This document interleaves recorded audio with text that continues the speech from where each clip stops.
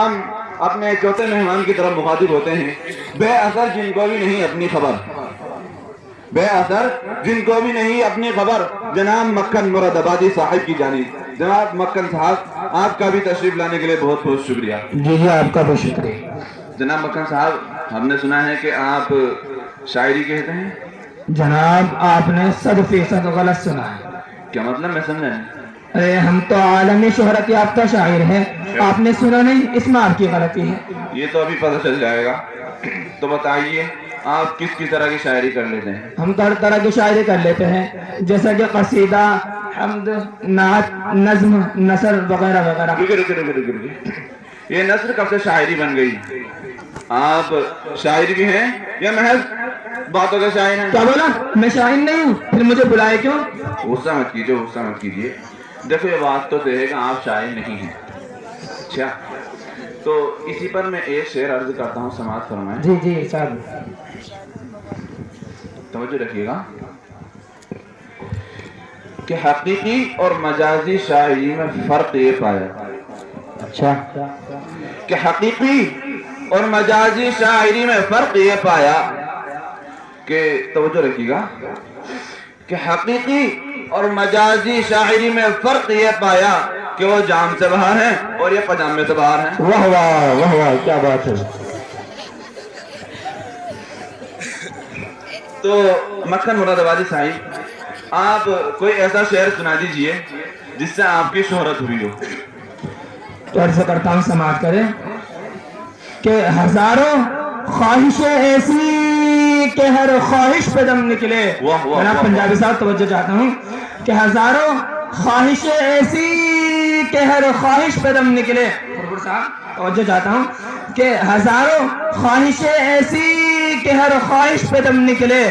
ناظم صاحب، سردی بہت زیادہ ہے، ذرا باہر کم نکلے۔ اوہو، اچھا ہوا تم نے مجھے بتا دیا، انی تو مجھے تو پتہ ہی نہیں تھا۔ جی جی، اور عرض کیا ہے، میری چاہت میرے جذبات کی موئے موئے، میری چاہت میرے جذبات کی موئے موئے، کر گئی وہ میرے حالات کی موئے موئے، وہ کر گئی میرے حالات کی موئے موئے۔ جناب گڑبڑ صاحب توجہ چاہتا ہوں کہ کر گئی وہ میرے حالات کی موئے موئے، مسکرا کر مجھے بھائی کہا اس نے۔ اچھا، کہ مسکرا کر مجھے بھائی کہا اس نے، ہو گئی پہلی ملاقات کی موئے موئے۔ واہ واہ واہ۔ جناب مکھن مراد آبادی صاحب، اس شعر سے آپ کی شہرت ہوئی ہے؟ جی جی، اتنا واحیات شعر سے کیسے شہرت ہوتی ہے؟ اس کا مطلب آپ کی شہرت ہی نہیں ہوئی۔ دیکھو شعر ویر کہنا تو آپ کی بس کی بات ہے نہیں۔ تو آپ آج کل کے محاورے کے بارے میں کیا کہنا چاہیں گے؟ میں آج کل کے محاورے کے بارے میں صرف اتنا کہنا چاہوں گا کہ آج کل کے جو محاورے ہیں عورتوں کے بجائے مردوں پر کیے جاتے ہیں۔ جیسا کہ مثال کے طور پر آوارہ تو گلی کی کتیا بھی ہوتی ہے، لیکن بدنام صرف اور صرف کتوں کو کیا جاتا ہے۔ اسی طرح مچھلی جل کی رانی ہے تو مچھلا تو بادشاہ ہونا چاہیے، لیکن ایسا نہیں ہے، ظلم اور صرف مردوں پر ہے۔ اور ہمارے ہاں ایک کہاوت مشہور ہے، کیا بائیں اونٹ پہاڑ کے نیچے، اونٹنی بھی تو آ سکتی تھی، ظلم صرف اور صرف مردوں پر ہے۔ مردوں پر ہے، مردوں پر ہے۔ جناب مکھن مراد آبادی صاحب، آپ نے، مجھے لگتا ہے کہ آپ نے اپنی زندگی کی کوئی پہلی بات صحیح کہہ دی۔ تو چلیے آپ اس پر غم مت کیجئے، انشاءاللہ آپ کبھی نہ کبھی اس سے ہی بیکار شاعر بنیں گے۔ تو چلیے ہم آخر مہمان کی طرف متوجہ ہوتے ہیں، عظیم شاعر ترنم جن کا نام ہے نامی اسم گرامی جناب پھرپھر صاحب۔ پھرپھر صاحب، آپ کا بھی تشریف لانے کے لیے بہت بہت شکریہ۔ جی جی، جناب شاعر صاحب، آپ کوئی ایسا شعر سنا دیجئے جسے سن کر مزہ آ جائے۔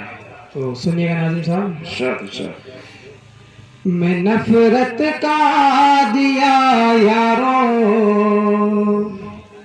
محبت سے بجھایا، میں نفرت کا دیا یاروں محبت سے بجھایا، جو میرا غیر بھائی تھا اسے زمزم پلایا.